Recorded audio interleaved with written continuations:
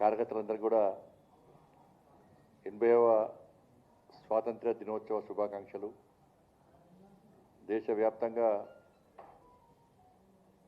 ఒక దేశభక్తియుత వాతావరణంలో ఈరోజు స్వాతంత్ర దినోత్సవ వేడుకలను దేశ ప్రజలందరూ జరుపుకుంటూ ఉన్నారు. వాళ్ళు అనేక మంది పోరాటాల ఫలితంగా, కోట్లాది మంది పోరాటాల ఫలితంగా, లక్షలాది మంది త్యాగాల ఫలితంగా ఏర్పడ్డ ఈ తెలంగాణ స్వాతంత్ర దినోత్సవ వేడుకలను భారతీయ జనతా పార్టీ శ్రీ నరేంద్ర మోడీ గారి పిలుపు మేరకు గత వారం రోజులుగా తిరంగా యాత్ర పేరుతో నిర్వహిస్తూ ఉన్నాం. నిన్న కూడా హైదరాబాదు నడిబొడ్డున చాలా భారీ ఎత్తున తిరంగా యాత్ర నిర్వహించడం జరిగింది. ఎందుకంటే గత చరిత్రను, వాస్తవాలను వక్రీకరించి నిజమైన చరిత్రను తెరమరుగు చేసే ప్రయత్నం చేస్తున్న సందర్భంలో ఈ తరానికి ఒక తరం మొత్తం త్యాగాలు చేసింది. కనీసం ఈ తరానికి వాళ్ళ త్యాగాలు తెలపాలనే ఉద్దేశంతో నరేంద్ర మోడీ గారు ఒక మంచి ఆలోచనతో ఈ తిరంగా యాత్రను దేశవ్యాప్తంగా నిర్వహించడం జరిగింది. హర్ ఘర్ తిరంగా పేరుతోని ప్రతి ఇంటి మీద త్రివర్ణ పతాకాన్ని ఎగిరేసినటువంటి కార్యక్రమాన్ని ఇవాళ భారతీయ జనతా పార్టీ చేపట్టింది. దానికి దేశ ప్రజలందరూ కూడా స్వచ్ఛందంగా స్పందించడం, నరేంద్ర మోడీ గారికి మద్దతు తెలపడం, వాళ్ళ దేశభక్తిని చాటుకోవడం చాలా సంతోషం. ఈరోజు ఎర్రకోటలో నరేంద్ర మోడీ గారు 15th ఆగస్ట్ సందర్భంగా దేశంలో 1 కోటి మంది యువతకు ఆర్టిఫిషియల్ ఇంటెలిజెన్స్ శిక్షణ ఇస్తామని చెప్పి ఏఐ శిక్షణ ఇస్తామని ప్రకటించడం నిజంగా చాలా సంతోషం. దేశంలోని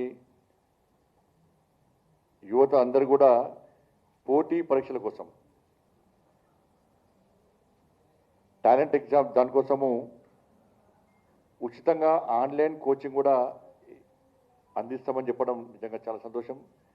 దేశంలోని యువకులందరి తరఫున దేశ ప్రధానికి హృదయపూర్వక కృతజ్ఞతలు తెలియజేస్తున్నాం. తెలంగాణ రాష్ట్రంలోని యువత అందరి తరఫున కూడా కృతజ్ఞతలు తెలియజేస్తున్నాం. ఎందుకంటే ఇవాళ కోచింగ్ అంటే తెలుసు, మనం ఈ కాంపిటేటివ్ ఎగ్జామ్స్ కోసం కోచింగ్ అంటే ఢిల్లీకి వస్తారు, చాలామంది నన్ను కూడా కలుస్తామంటారు.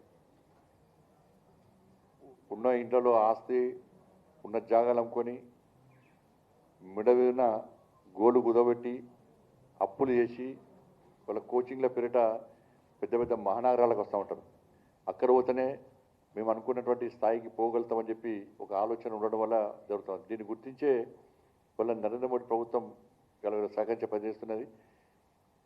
ఎందుకంటే రోజ్గార్ మేళా పేరుతోని కేవలం కోచింగ్ ఇవ్వడమే కాదు, కోచింగ్ ఏ భరోసాగా తీస్తున్నామంటే ఉద్యోగాలు కూడా గతంలో ఏ ప్రభుత్వం ఇవ్వలే. ప్రధానమంత్రి రోజ్గార్ మేళా పేరుతోని దాదాపు 12 లక్షల మందికి కేంద్ర ప్రభుత్వ ఉద్యోగాలు ఇచ్చినటువంటి ఘనత నరేంద్ర మోడీ గారు. అందుకే శిక్షణ పొందడానికి కూడా నేటి యువత అంతా పోటీ పడుతున్నారు. మేము శిక్షణ తీసుకుంటే అనుకున్న స్థాయి పోవచ్చు, కేంద్ర ప్రభుత్వ ఉద్యోగాలు కూడా మాకు వస్తాయని చెప్పి ఒక ఆలోచన ఉంది. కాబట్టి దానికి అనుగుణంగా మనం ఈరోజు నరేంద్ర మోడీ గారు నిర్ణయించుకోవడం చాలా సంతోషం. ఇవాళ దాంతోపాటు మొట్టమొదటిసారి ఎర్రకోట సాక్షిగా వందే మాతర పూర్తి గేయాన్ని ఇవాళ ఆలపించడం నిజంగా చాలా సంతోషం. ఇది ఎందుకంటే వందే మాతరం అంటే ఒక మతం రంగు నిలిపి ఇది భారతీయ జనతా పార్టీకి మాత్రమే సంబంధించిన అంశంగా ఇవాళ కాంగ్రెస్ పార్టీ, ఎంఐఎం పార్టీ, ఇతర కొన్ని పార్టీలు చిత్రీకరించే ప్రయత్నం చేసినాయి. ఇలా వందే మాతరం స్ఫూర్తిగా దేశ స్వాతంత్ర ఉద్యమం జరిగిందన్న విషయాన్ని మరుగున పెట్టి పడే విధంగా చేస్తూ ఇది కేవలం ఒక పార్టీకి, ఒక మతానికి సంబంధించిన అంశంగా తయారు చేసే ప్రయత్నం చేసింది. వాళ్ళ పార్లమెంట్లో చట్టం చేశారు, వందే మాతర గీతాన్ని అవమానిస్తే, ఆలపించే తరుణంలో అడ్డుకునే ప్రయత్నం చేస్తే 3 సంవత్సరాల జైలు శిక్ష, జరిమానా కూడా విధిస్తామని చెప్పి సాక్షాత్తు పార్లమెంట్ చట్టం చేసింది. ఇవాళ అసెంబ్లీలో వందే మాతర గీతాన్ని ఆలపించే క్రమంలో ఇలా ఎంఐఎం పార్టీ బహిష్కరించింది, అడ్డుకునే ప్రయత్నం చేసింది. దానికి కాంగ్రెస్ పార్టీ ఒత్తాసు పలికింది. ఇక కాంగ్రెస్ పార్టీ అంటే ముస్లిం అంటే కాంగ్రెస్, కాంగ్రెస్ అంటే ముస్లిం అని చెప్పి మొత్తం వాళ్ళకే ఒత్తాల్సింది కాంగ్రెస్ పార్టీ. ఇప్పటికైనా ఎంఐఎం పార్టీ వందే మాతర గీతాన్ని ఆలపించడాన్ని సమర్థిస్తుందా, వ్యతిరేకిస్తుందా? వ్యతిరేకిస్తే పార్లమెంటు చేసే చట్టాన్ని వ్యతిరేకిస్తే మీరు దేశ ద్రోహులుగా మిగులుతారు. నేను మళ్ళీ చెప్తున్నా, ఈరోజు కరాఖండి చెప్తున్నా, ధైర్యంగా చెప్తున్నా, ఒక భారతీయ జనతా పార్టీ కార్యకర్తగా, ఒక భారతీయ జనతా పార్టీ నాయకునిగా ఇవాళ ఎంఐఎం పార్టీకి అలా హెచ్చరిస్తున్నాను నేను. మీరు కనుక వందే మాతర గీతాన్ని అడ్డుకునే ప్రయత్నం చేస్తే, మేము ఆలపించమని మొండికేస్తే 15th ఆగస్టు స్వాతంత్ర దినోత్సవ ఉత్సవాల సాక్షిగా రాష్ట్ర భారతీయ జనతా పార్టీ కార్యాలయం నుంచి చేస్తున్నాను.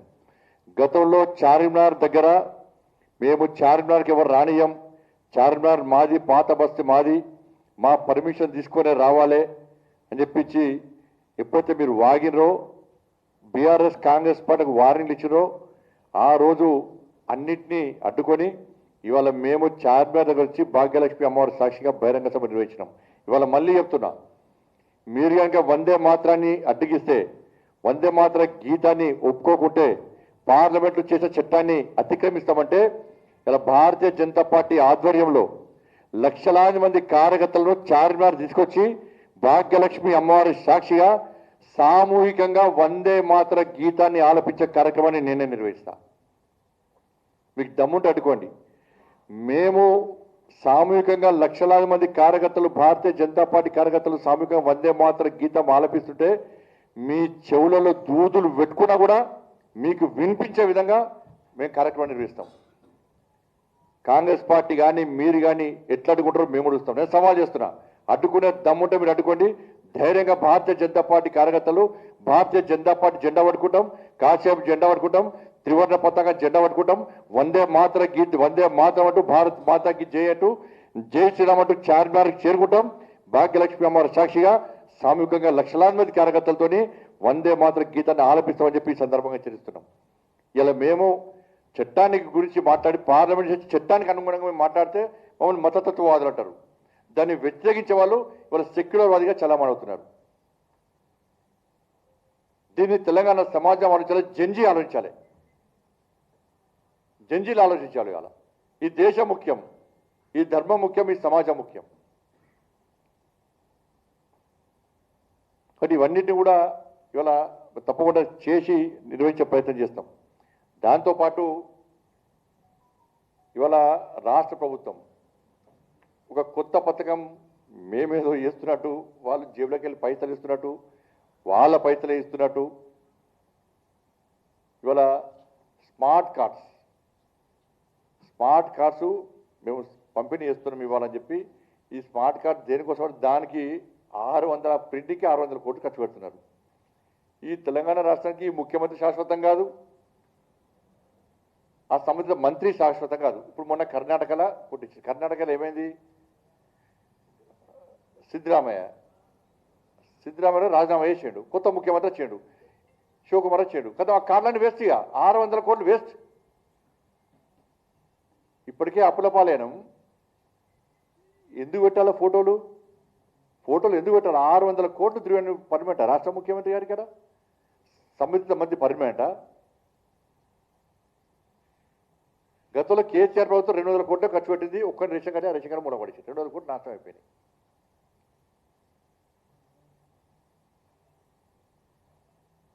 ఇవాళ మీరు కార్డు ఫోటో పెట్టుకోవడం కాదు, నరేంద్ర మోడీ గారు ఎందుకు పెడతారు? వాళ్ళు ఎంత దుర్మార్గం అంటే, బియ్యం ఇచ్చేది నరేంద్ర మోడీ గారి ప్రభుత్వం, బియ్యం ఇచ్చేది నరేంద్ర మోడీ గారి ప్రభుత్వం. ఈ తెలంగాణ రాష్ట్రంలో 57 లక్షల మంది, 57 లక్షల కుటుంబాలకు రేషన్ కార్డులకు నరేంద్ర మోడీ ప్రభుత్వం ఇలా బియ్యం ఇస్తున్నది. అంత్యోదయ స్కీమ్ కింద 30 కిలోలు బియ్యం ఇస్తున్నాం. అంటే 57 లక్షలు అంటే 2 కోట్ల కుటుంబాలకు, 2 కోట్ల మందికి ఇవాళ నరేంద్ర మోడీ ప్రభుత్వం ఇలా బియ్యం ఇస్తున్న విషయం వాస్తవం.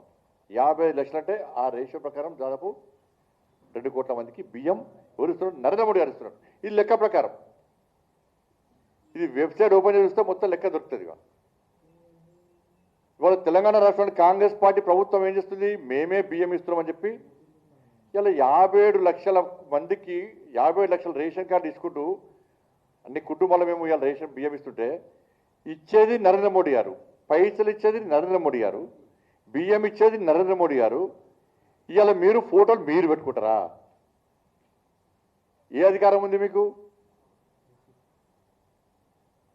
ఇవాళ ఏమంటుంది కాంగ్రెస్ పార్టీ ప్రభుత్వం? నేను చూసిన పెద్ద పెద్ద ఓటీస్ కట్టారు. నిన్న టీవీలలో బ్రేకింగ్ ఇచ్చారు.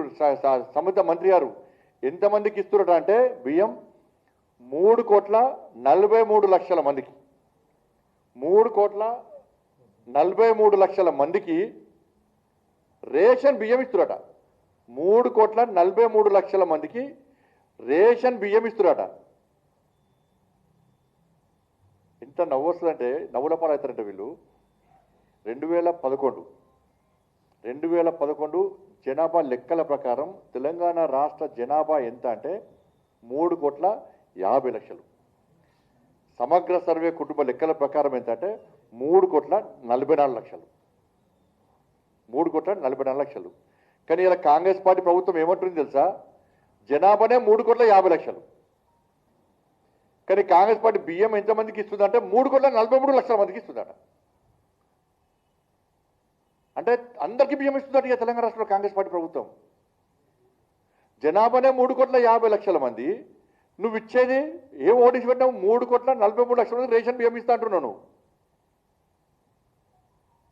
అంటే ఎంత బ్లఫ్ చేస్తారో ఒక్కసారి అర్థం చేసుకోండి. ఇంకోటి, ఐటీ శాఖ లెక్కల ప్రకారం, ఇన్కమ్ ట్యాక్స్ శాఖ యొక్క లెక్కల ప్రకారం తెలంగాణ రాష్ట్రంలో 40 లక్షల మంది పన్ను చెల్లిస్తున్నారు. ట్యాక్స్ పేయర్స్ ఎంత అంటే 40 లక్షల మంది. అంటే వాళ్ళు కూడా బియ్యం ఇస్తున్నాను. ట్యాక్స్ పేయర్స్ ఎంత అంటే 40 లక్షల మంది. ఇది ఐటీ శాఖ 30 లక్షల మంది, 33 లక్షల మంది, 33 లక్షల మంది ట్యాక్స్ పేయర్స్ ఐటీ చెల్లిస్తున్నారు వాళ్ళు. అంటే 33 లక్షల మంది కూడా రేషన్ బియ్యం ఇస్తున్నాను.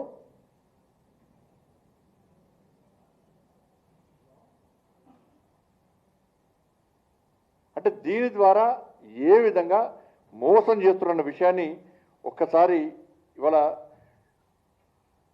తెలంగాణ ప్రజలు ఆలోచించాలి. ఇవాళ కాంగ్రెస్ పార్టీ ప్రభుత్వం మళ్ళీ చేస్తున్నాం. మేము మీ ఫోటో పెట్టుకోవడంలో మాకు అభ్యంతరం లేదు, కానీ బియ్యం ఇచ్చేది మేము,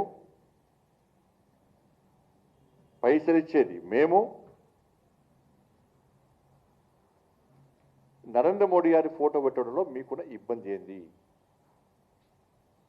నీకు దమ్ముంటే రాయి, కేంద్రం ఇచ్చే పైసలు మాకు అవసరం రాయి. సొమ్మొక్కడిది సోకొక్కడిది. కేసీఆర్ ప్రభుత్వం గిదే చేసింది, అన్ని డైవర్టే. ఇప్పుడు గ్రామ పంచాయతీలకు 15th ఫైనాన్స్ పైసలు గ్రామాల అభివృద్ధి కోసం మేము ఇస్తే కరెంటు బిల్లు కట్టండి,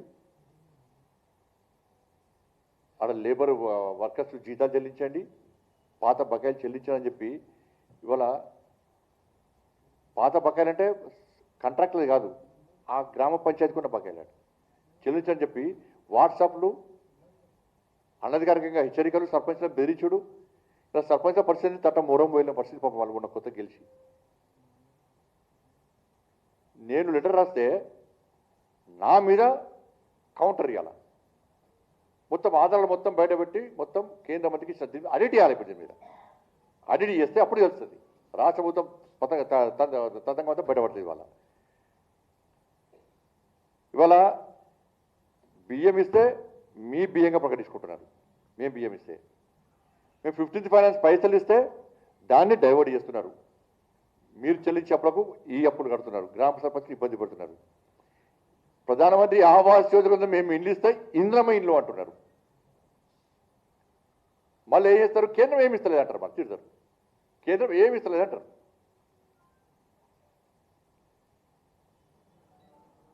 ఇలా 15th ఆగస్టు సాక్షిగా రాష్ట్ర ప్రభుత్వము కొత్త పథకాలను మేము ప్రకటిస్తున్నామని చెప్పి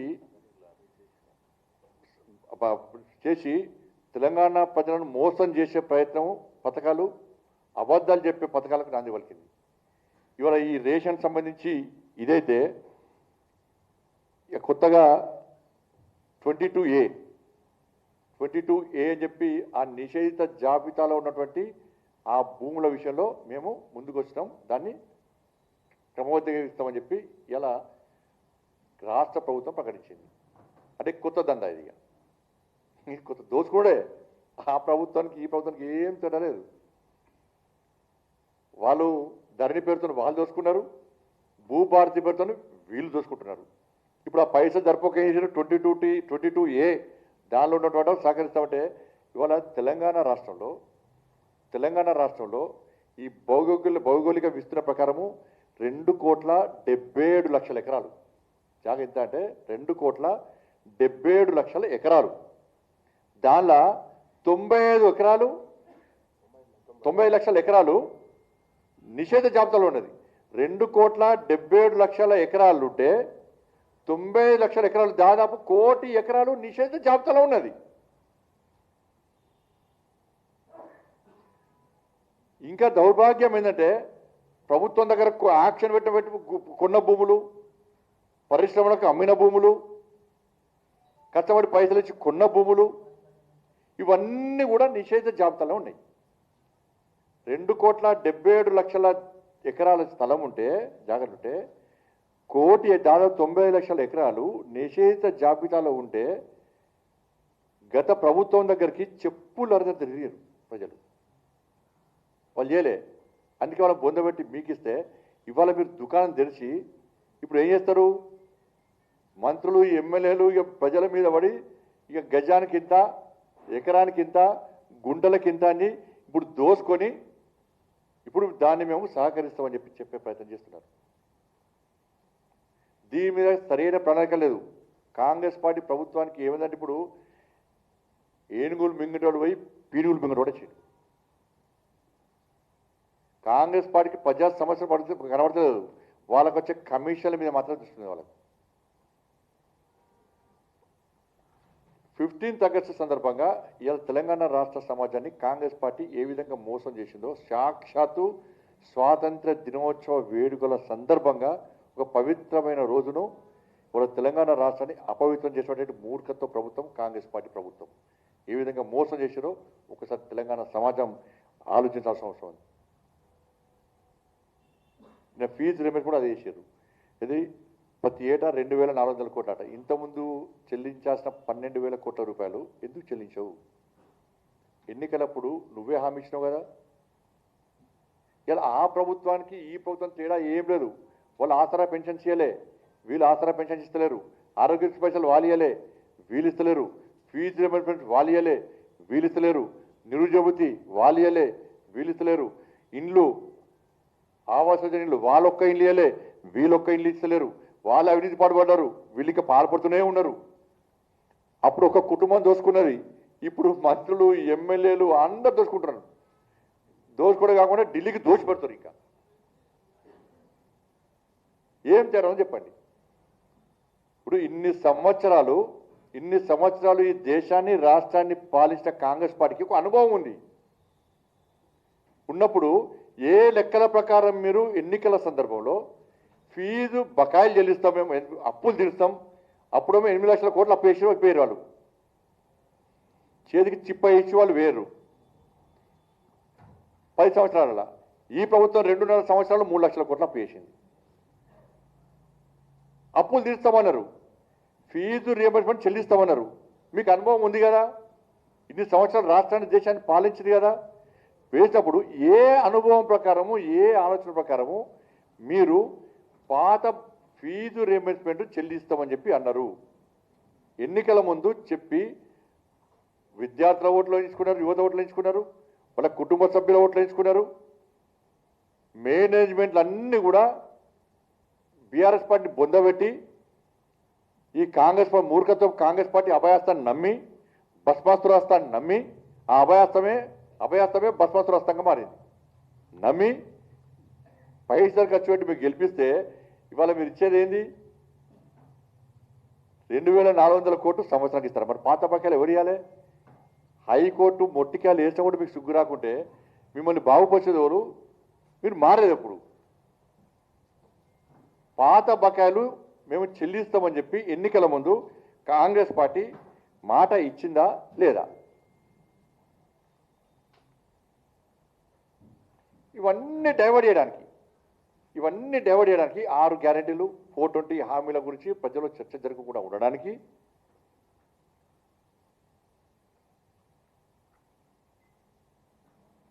జంజీలందరూ కూడా కాంగ్రెస్ పార్టీ మీద వ్యతిరేకత ఉన్నారు. ఈ 6 గ్యారెంటీ విషయంలో మాకు ఉద్యోగాలు వస్తలేవు, నిరుద్యోగ వృద్ధి ఇస్తలేరు మాకు. ఇదే నరేంద్ర మోడీ గారు 12 లక్షల రోజుగారు మేళా పేరుతో 12 లక్షల మందికి కేంద్ర ప్రభుత్వం ఉద్యోగాలు ఇచ్చారు, డైరెక్ట్ రిక్రూట్మెంట్ ఆర్డర్ ఇస్తున్నారని చెప్పి ఇలా జంజీలందరూ ఆలోచిస్తున్నారు. కాబట్టి ఇప్పుడు ఏం చేస్తారంటే 21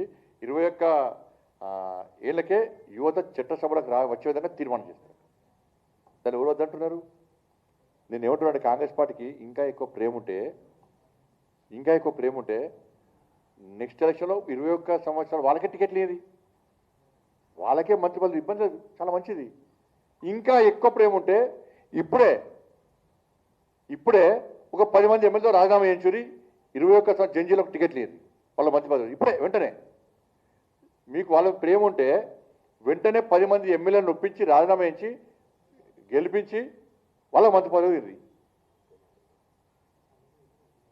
నేనేమంటున్నా అంటే యువతకు అప్పీల్ చేస్తున్నాను, రాజకీయ పార్టీలు మాట్లాడే ఇటువంటి కాంగ్రెస్ పార్టీ నాయకులు మాట్లాడేటువంటి మాటల వెనుక ఉన్న అర్థాన్ని గుర్తించండి, వాళ్ళ మోసాన్ని గుర్తించండి, మోసపూరితమైన మాటలు గుర్తించండి. అవి గుర్తించినంత వరకు మీరు మోసపోతూనే ఉంటారు.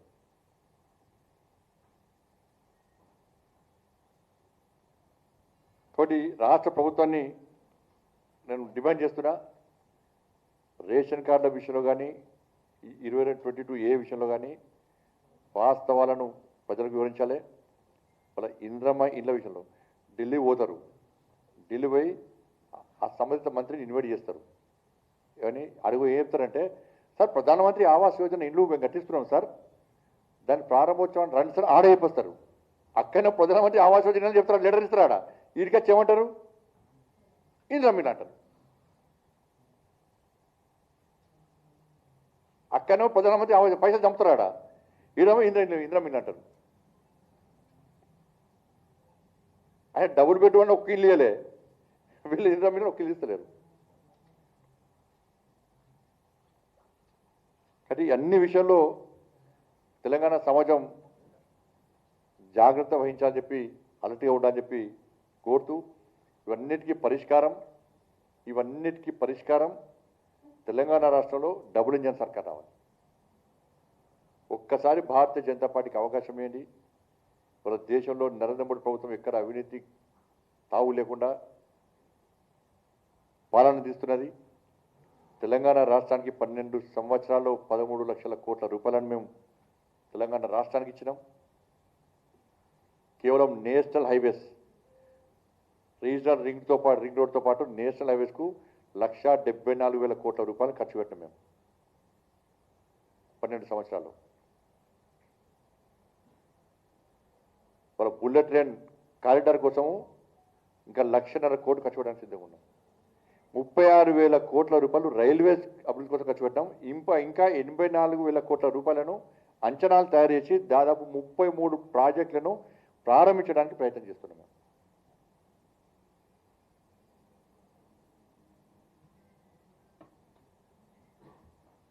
ఇన్ని చేస్తుంటే కూడా దాన్ని గుర్తించకుండా 24 గంటలు నరేంద్ర మోడీ గారిని కేంద్ర ప్రభుత్వం తిట్టడంలోనే కాంగ్రెస్ పార్టీ బిజీ ఉంది. కానీ పద్ధతి మార్చుకోవాలని చెప్పి ఈ సందర్భంగా కాంగ్రెస్ పార్టీ ప్రభుత్వాన్ని హెచ్చరిస్తాం.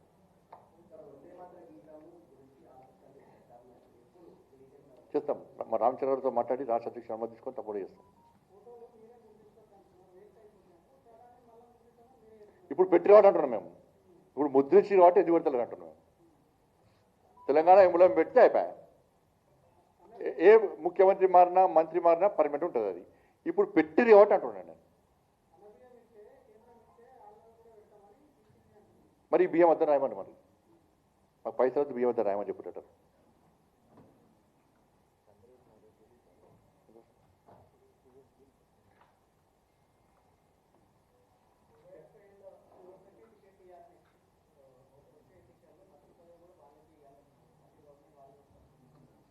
వాళ్ళు అందరూ వాగ్దానం చేసినట్టు నేను ఈమెను ఇస్తగా చూద్దాం. ఇప్పుడు ఇస్తగా వచ్చి ఇప్పుడు ఈమెను 10 మంది మంత్రులు రాజీనామా ఎమ్మెల్యే రాజీనామా చేయమని చెప్పు. కాంగ్రెస్ పార్టీ నువ్వే నవ్వడుతుంది కానీ కాంగ్రెస్ పార్టీ వస్తాను నీకే డౌట్ ఉన్నది. నువ్వే నవ్వడుతుంది. కాంగ్రెస్ పార్టీ అధికారులకు వస్తుందా మళ్ళీ?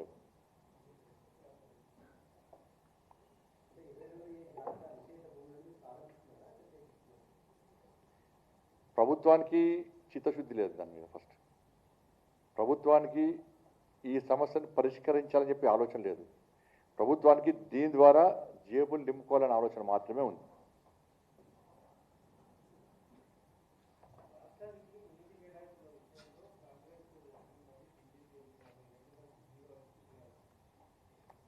నీటి వాటాలో తెలంగాణను మోసం చేసింది బీఆర్ఎస్ పార్టీ. ఎవరికి దావత్ ఇచ్చారు, ఎవరు చేపల పులుసులు తిన్నారు, రోజొక్క దావత్కి ఒలివేయరు. నీటి కేటాయింపులో అప్పుడు ఆ ప్రభుత్వంతో కుమ్మక్కైంది ఎవరు అన్నీ తెలుసు. ఇన్ని రోజులు ఎందుకు మాట్లాడలే? వాళ్ళ ప్రభుత్వం ఎందుకు చేయలేదు? కాంగ్రెస్